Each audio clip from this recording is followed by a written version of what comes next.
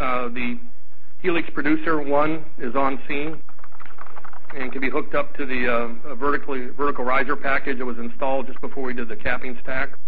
The other production platform we were using is the Q4000.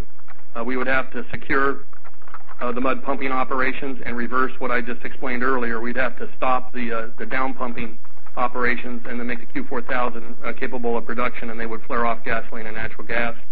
The Discover Enterprise, which formerly was producing off of the first top hat device, is standing with another capping device should it be needed, and they would move back in. I would tell you this would not happen overnight. There would probably be some discharge in the environment were that to occur. But the capping stack is in place. We've detected no anomalies, and the science team, together with BP engineers, have determined that it is safe to move ahead with the injection test and the static kill at this point. We've also directed that in the event that something happens and there is some kind of a discharge, we have 22 very large ocean skimming equipment vessels standing by as we are doing this.